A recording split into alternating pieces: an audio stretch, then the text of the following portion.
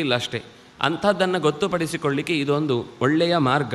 ಅದರಿಂದಾಗಿ ವಾನರೇಂದ್ರೋ ಮಹಾವೀರ್ಯಸ್ತೇಜೋವಾನಮಿತ ಪ್ರಭ ಸತ್ಯಸಂಧೋ ವಿನೀತಶ್ಚ ಧೃತಿಮಾನ್ ಮತಿಮಾನ್ ಮಹಾನ್. ನಾನು ಯಾಕೆ ನಿನಗೆ ಅವನ ಸ್ನೇಹವನ್ನು ಬೆಳೆಸು ಅಂತ ಹೇಳ್ತಾ ಇದ್ದೇನೆ ಅಂದರೆ, ಅವನು ಅಸಾಮಾನ್ಯನೇನು, ಅವನು ಇರುವಂಥ ಜಾಗ, ಅಡಗಿ ಕೂತಿದ್ದಾನೆ, ಇದೆಲ್ಲ ಆಗಿದ್ರೂ ಕೂಡ ಅವನು ಕಾಲವನ್ನು ಕಾಯ್ತಾ ಇದ್ದಾನೆ. ಹಿಡಿದ ಕೆಲಸವನ್ನು ಚೆನ್ನಾಗಿ ಮುಗಿಸುವವನು, ಅತ್ಯಂತ ತೇಜಸ್ವಿಯಾಗಿದ್ದಾನೆ, ಒಳ್ಳೆಯ ಪ್ರಭೆಯುಳ್ಳವನಾಗಿದ್ದಾನೆ, ಸತ್ಯದ ಜೊತೆಗೆ ಮಾತ್ರ ಸಂಧಾನ ನಡೆಸುವವನು, ಮತ್ತು ತನಗಿಂತ ಹಿರಿಯ ಗುಣ ಇರುವಲ್ಲಿ ವಿನೀತನಾಗಿದ್ದಾನೆ, ಹಿಡಿದ ಕೆಲಸವನ್ನು ದೃಢವಾಗಿ ನಂಬಿದ್ದಾನೆ, ಧೈರ್ಯಶಾಲಿಯಾಗಿದ್ದಾನೆ, ಬುದ್ಧಿವಂತನಿದ್ದಾನೆ, ಮಹಾನ್. ದಕ್ಷ ಪ್ರಗಲ್ಭೋದಿತಿಮಾನ್ ಮಹಾಬಲ ಪರಾಕ್ರಮ ಭ್ರಾತ್ರಾ ವಿವಾಸಿತೋ ರಾಮ ರಾಜ್ಯ ಹೇತೋರ್ಮಹಾಬಲ. ದಕ್ಷತೆಯಿಂದ ಕೆಲಸವನ್ನು ಮಾಡುವವನು, ಗಂಭೀರವಾದಂತಹ ನಡೆನುಡಿಗಳಿಂದ ಕೂಡಿದವನು, ಅತ್ಯಂತ ಪ್ರಭಾವಿಯಾಗಿ ಜನರ ಮನಸ್ಸನ್ನು ಅರ್ಥ ಮಾಡಿಕೊಳ್ಳುವವನು.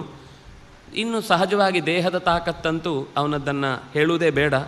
ಇಂತಹ ಸುಗ್ರೀವ ತನ್ನ ಅಣ್ಣನಿಂದ ವಿವಾಸಿತ, ಊರಿನಿಂದ ಹೊರಕ್ಕೆ ತಳ್ಳಲ್ಪಟ್ಟಿದ್ದಾನೆ, ರಾಜ್ಯವನ್ನು ಪಡೆಯಬೇಕು ಅನ್ನುವ ಬಯಕೆಯಿಂದ.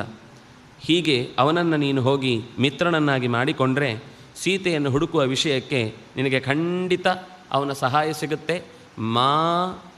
ಮಾಚ ಶೋಕೆ ಮನಃಕೃತಾ. ಖಂಡಿತ ದುಃಖವನ್ನು ಪಡುವುದಕ್ಕೆ ಇದು ಸಮಯ ಅಲ್ಲ, ಇದು ದುಃಖ ಪಡಬೇಕಾದ ವಿಷಯವೂ ಅಲ್ಲ. ಇಂಥ ಸಮಯದಲ್ಲಿ ದುಃಖ ಪಡ್ತಾ ಇದ್ದರೆ ಕೆಲಸ ಆಗಲ್ಲ. ದುಃಖದಿಂದ ಮತ್ತಷ್ಟು ಮನಸ್ಸು ಕುಗ್ಗತ್ತೆ. ಉತ್ಸಾಹ ಹೋಯಿತು ಅಂದರೆ ಇನ್ಯಾವ ಗೆಲುವು ಕೂಡ ನಾವು ಜೀವನದಲ್ಲಿ ಸಾಧಿಸಲಿಕ್ಕೆ ಸಾಧ್ಯ ಇಲ್ಲ.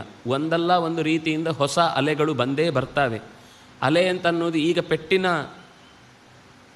ಅಲೆಯಾಗಿ ಬಂದಿದ್ದರೆ ಇನ್ನೊಮ್ಮೆ ಅದು ಮೆಟ್ಟಿಲಾಗಿ ಬರುವಂತಹ ಅಲೆಯಾಗಿ ನಮ್ಮನ್ನು ಖಂಡಿತ ಅಪ್ಪಿಕೊಳ್ಳುತ್ತೆ. ಅದರಿಂದಾಗಿ ನಿನಗೆ ನನ್ನ ಮನಸ್ಸಿನಲ್ಲಿ ಬಂದ ಭಾವನೆಯನ್ನು ನಿನಗೆ ಹೇಳಿದ್ದೇನೆ ಅಂತ ಮತ್ತಷ್ಟು ಸುಗ್ರೀವನ ವಿಶೇಷತೆಗಳನ್ನು ಹೇಳಿ, ಅವನ ಜೊತೆಗೆ ಏನು ವ್ಯವಹಾರ ಮಾಡಬೇಕು, ಏನಾಗಿದೆ ಅವನ ಪರಿಸ್ಥಿತಿ ಇತ್ಯಾದಿಗಳನ್ನು ಹೇಳಿ ಅವನು ಹೊರಡುತ್ತಾನೆ.